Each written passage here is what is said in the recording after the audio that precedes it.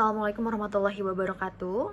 Kepada yang terhormat Bapak, Ibu Guru, dan wali murid serta semua hadirin yang saya banggakan.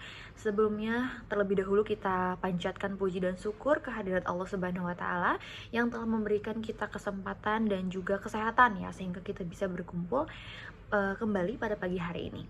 Marilah kita panjatkan puji dan syukur kehadirat Allah Subhanahu wa taala karena atas limpahan rahmatnya kita bisa berkumpul kembali ya dalam keadaan sehat walafiat.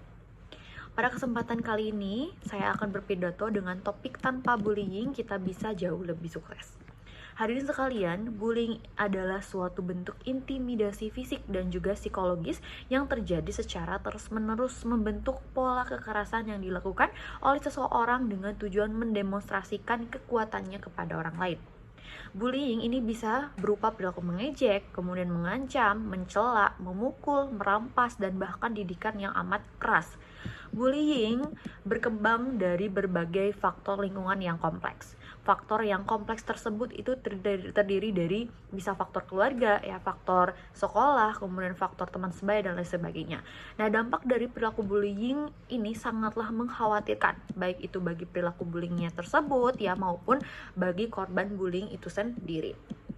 Ya, jadi ya tanpa bullying itu kita bisa jauh lebih sukses ya. Karena apa? Karena sebuah pernyataan yang mengandung pesan penting tentang pentingnya menciptakan lingkungan yang aman, mendukung dan juga positif di sekitar kita. Ya, bullying adalah tindakan yang sangat merugikan, merendahkan dan menyakiti orang lain baik secara fisik, ya, kemudian verbal maupun secara emosional.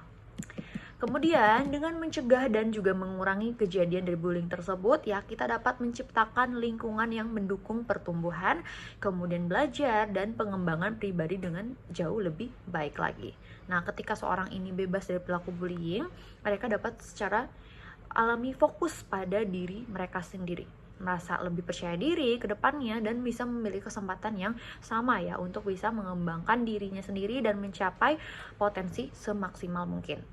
Ya, kebebasan dari bullying juga menciptakan suasana kerja yang jauh lebih positif dan juga lebih produktif tentunya.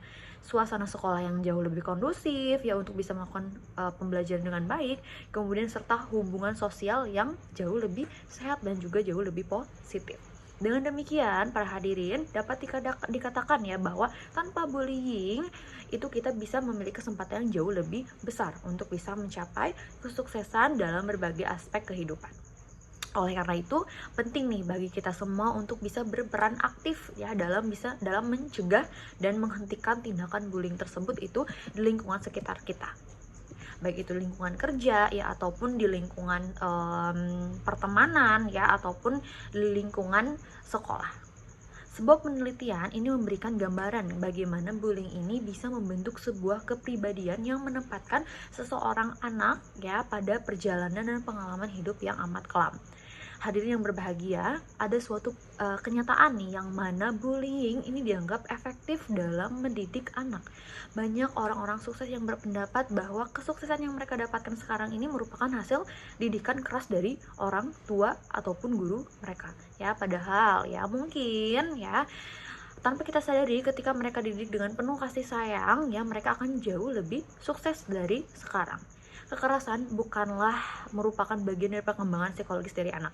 Oleh sebab itu, banyak elemen yang harus terlibat langsung ya, baik itu orang tua, pihak sekolah, ya orang terdekat ya, bahkan pemerintah pun ya bisa ikut turun langsung ya untuk bisa meningkatkan kewaspadaan terhadap perilaku bullying tersebut.